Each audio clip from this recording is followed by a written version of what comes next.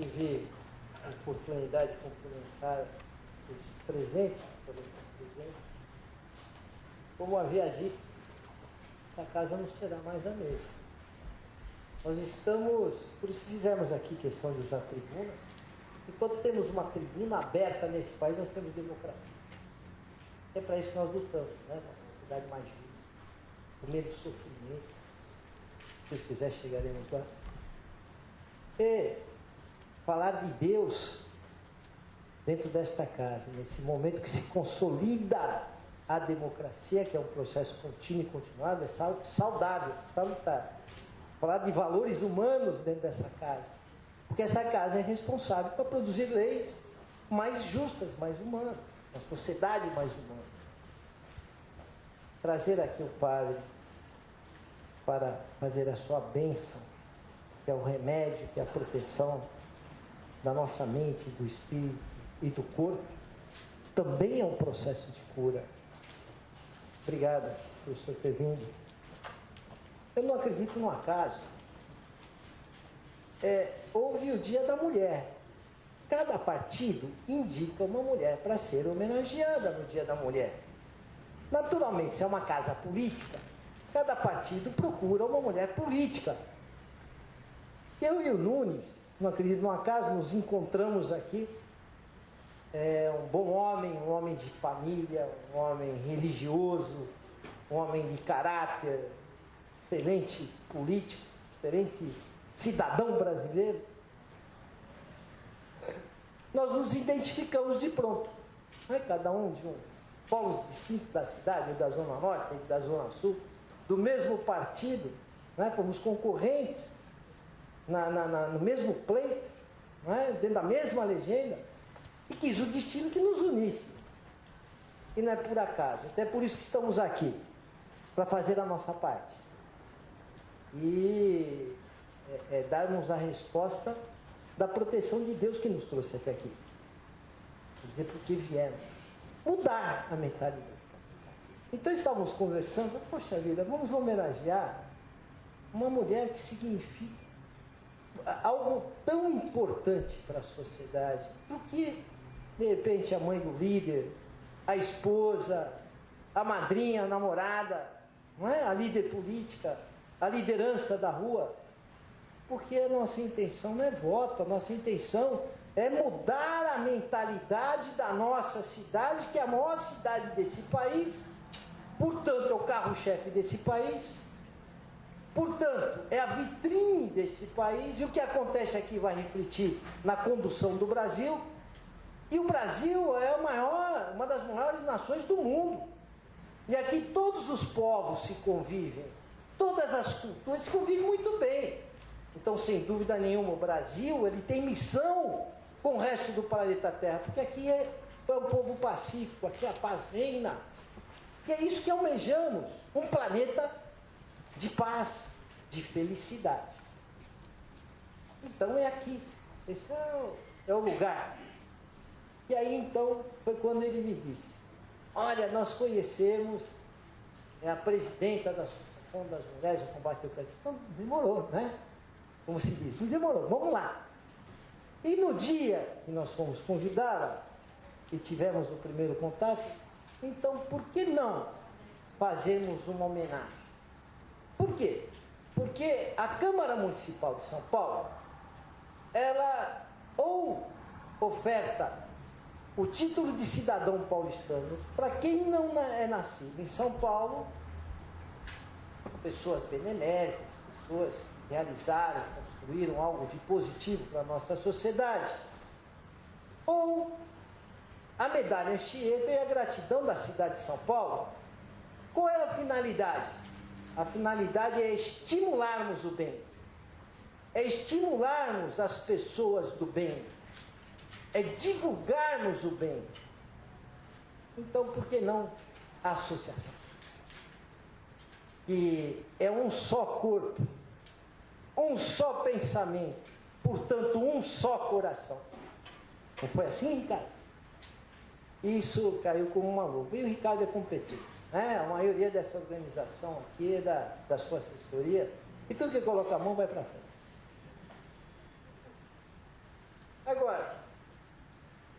meu irmão Ricardo, também faço minhas homenagens a você. O Padre José de Assis Batista, uma honra muito grande, obrigado pela sua bênção, obrigado pela sua oração nesta casa que precisa muito. Dr. Sérgio, diretor do Departamento Técnico de Saúde da Civalho, é uma honra muito grande ter o senhor aqui. Não existem mais médicos como antigamente. Eu ainda tive a escola do meu pai, que infelizmente fez a sua passagem há poucos meses. Eu estava comentando com o Ricardo, né? O pai dele, Deus chamou, ele era mais jovem do que eu. Eu estou sofrendo agora, imagino que ele sofreu então, não é? Doutora Maria Lídia Melo de Andrade, a médica-chefe, logista. Por que não existe mais médico como os senhores? Porque nós sabemos, vou abrir um parênteses, que a medicina ela não é só hospital. O paciente, o doente, ele não precisa só do hospital. Ele não precisa só de um bom corpo técnico, corpo clínico, de bons médicos.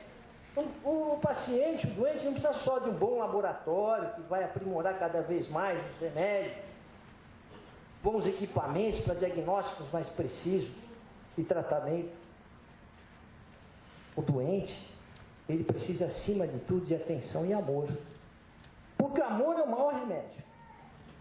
E eu aqui já pensava nisso, pela minha experiência de pronto-socorro, fiz 20 anos de pronto-socorro na minha vida, e eu percebi o seguinte: o paciente, o doente, em casos de emergência, que chegava socorrido pelos seus entes queridos, e que ali naquele instante nós percebemos que ele estava cercado e protegido pelo amor, e a preocupação, e todo mundo rezando aqui fora, pedindo a Deus.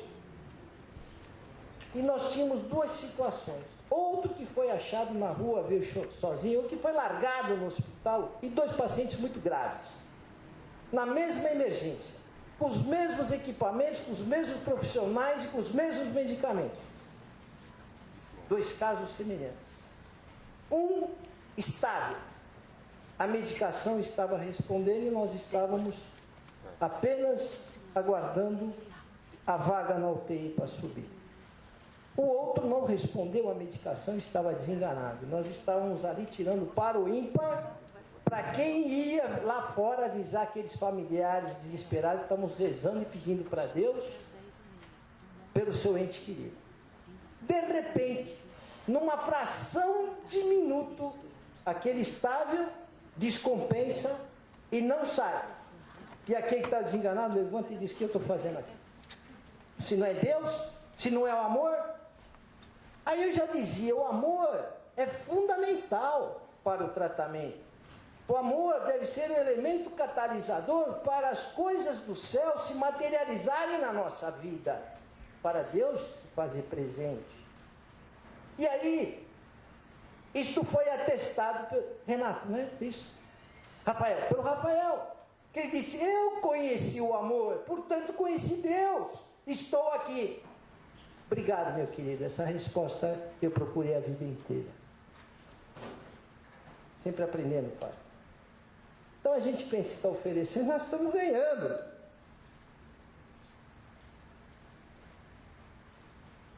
Senhor Henrico Cirilo, amigo do meu amigo Fausto Camunha, grande amigo do meu pai, que foi secretário de Estado, uma pessoa íntegra e uma esposa maravilhosa. Me perguntaram agora há pouco qual era a importância de vocês. Na TV Câmara. E eu disse: a cura. E se não é a cura, é o preparo do paciente para a sua passagem. É o exercício da solidariedade, da caridade. E por que não? Não é o presságio da verdadeira cura. Essa é a função de vocês. A busca da cura. É a medicina do século XXI, do terceiro milênio.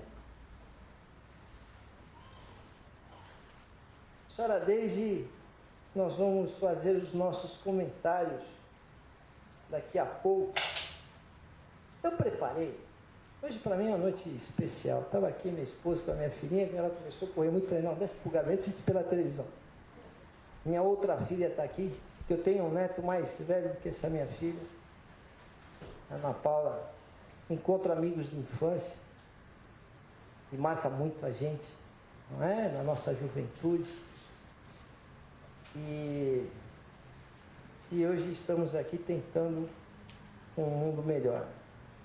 Somos agraciados com um coral maravilhoso, uma música que toca o bálsamo da alma pela polícia, nossa honrosa polícia militar, mostrando que o homem tem sensibilidade, o homem que combate o crime. É um homem humano, que tem coração, que tem filhos. E o que é pior, quando está em sua função, no exercício da sua profissão, quando sai de casa não sabe se vai voltar, quando despede os seus filhos. Eu me orgulho muito dos senhores. Por isso que é um momento de muita emoção. Essas crianças que dão lição de vida para nós. Obrigado. Eu preparei algo aqui. Muitos acham que fazer, isso não é meu, estou plagiando. Muitos acham que fazer a caridade é somente dar esmola. Na verdade, ela pode ser praticada de muitas outras maneiras. Entre a esmola e a caridade existe uma diferença muito grande. A esmola é útil, pois dá alívio aos pobres. Mas é quase sempre humilhante, tanto para quem recebe, quanto também para quem dá.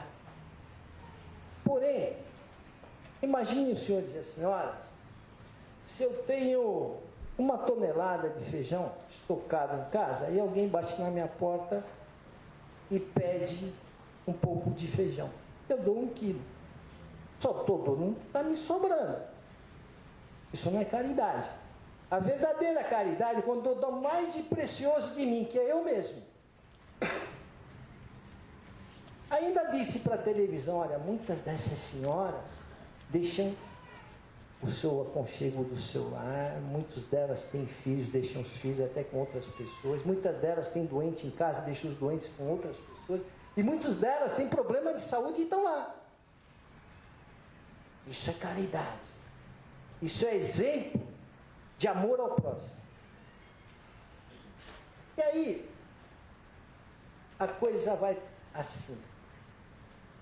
A caridade, ao contrário, liga o benfeitor ao beneficiado. E, além disso, sabe se disfarçar de várias maneiras, que é essa nuance aqui. Várias práticas de caridade. Se doar ao próximo. Dar o que a gente tem de mais precioso.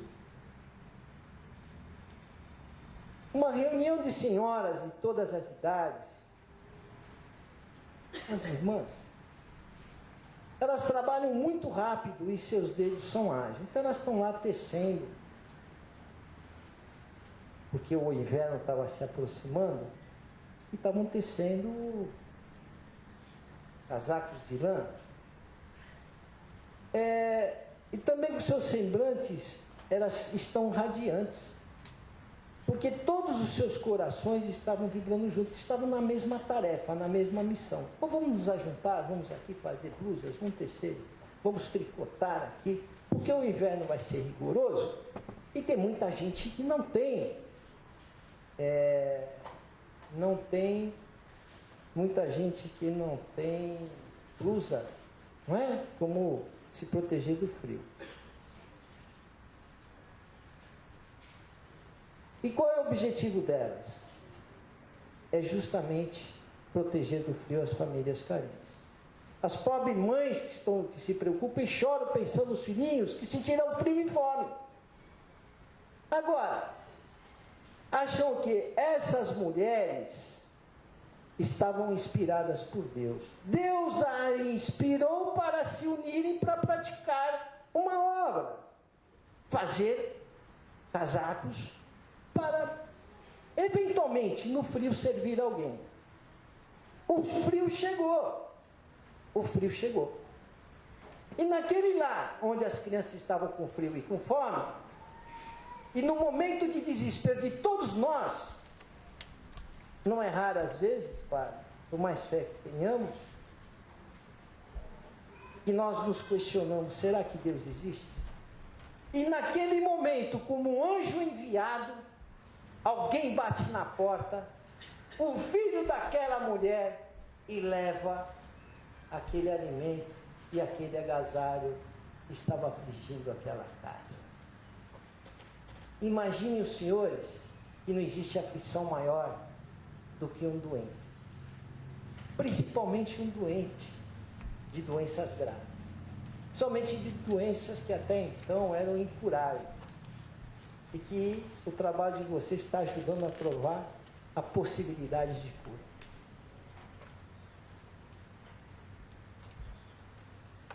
Claro está, para elas, que acalentaram naquele momento aquela indagação, será que Deus existe? Em fé, olha, levou a fé. Levou a fé. O que mais o doente precisa é a fé. Eu vou me curar, eu vou melhorar. O que mais ele precisa é atenção, é o amor. E é o que as senhoras fazem. Agora, o que essas laboriosas trabalhadoras, que cada vez mais aumenta a sua clientela, porque claro, Deus encaminha, o que elas receberão? Um pagamento à vista. E qual é esse pagamento? A bênção. A única moeda que tem valor no céu. É o que o Senhor fez aqui para nós, Pai. E sem medo de errar, essas bênçãos jamais faltarão às senhoras. Que Deus ilumine e abençoe todos vocês. E a caridade une povos, une credos, une partido político, une as pessoas. E eu gostaria aqui, com todo respeito, eu vi algumas frases que me identifiquei muito com este momento e com todos vocês aqui, com todas as senhoras, todos os senhores. Dai a força àqueles que passam pela provação. Existe provação maior do que a doença? Ponde no coração do homem a compaixão, a caridade. Ao aflito doente, a consolação, ao doente o repouso. Esperança para aqueles que sofrem. Isso a gente pede a Deus, e é o que as senhoras estão fazendo. Esperança para aqueles que sofrem. A paz, a esperança e a fé. A fé move montanhas, então a fé move a cura. Olha a grandiosidade do trabalho como a medicina do século XXI, do terceiro milênio. Inclusive nós aqui, que legislamos no municipal, temos dar mais ênfase, este encontro de especialidades, de ações. Porque não são só a parte técnica, os equipamentos e os leitos, é todo esse calor humano, é todo esse trabalho, que as senhoras entendem de cátedra. E para tanto, num só coração, eu peço permissão, e eu gostaria aqui, para encerrar aqui a minha fala, do meu coração, a minha gratidão à prece de Cáritas. Posso? Deus nosso Pai, que sois todo poder e bondade, dai força àqueles que passam pela provação, dai luz àqueles que procuram a verdade, ponte no coração do homem a compaixão e a caridade. Deus, dai ao viajante a estrela guia, ao aflito a consolação, ao doente o repouso. Pai, dai ao ocupado o arrependimento, o espírito a verdade, a criança o guia e o órfão o Pai. Que a vossa bondade se estenda sobre tudo o que criastes. Piedade, Senhor, para aqueles que não vos conhecem e esperança para aqueles que sofrem. Que a vossa bondade permita aos Espíritos Consoladores derramarem por toda a parte a paz, a esperança e a fé. Deus, um raio, uma faísca do vosso divino amor pode abrasar a terra, deixar-nos beber da fonte dessa bondade fecunda e infinita, e todas as lágrimas secarão, todas as dores acalmar-se-ão, e um só coração, um só pensamento subirá até vós, como um grito de reconhecimento e de amor. E como Moisés sobre a montanha, nós vos esperamos com os braços abertos. Ó bondade, ó poder, ó beleza, ó perfeição, queremos de alguma sorte merecer a vossa misericórdia. Deus, dai-nos a força do progresso de subirmos até vós. Dai-nos a caridade pura, dai-nos a fé e a razão, dai-nos a simplicidade. E fará de nossas almas o espelho onde refletirá um dia a vossa santíssima imagem. Muito obrigado a todos, que Deus nos abençoe.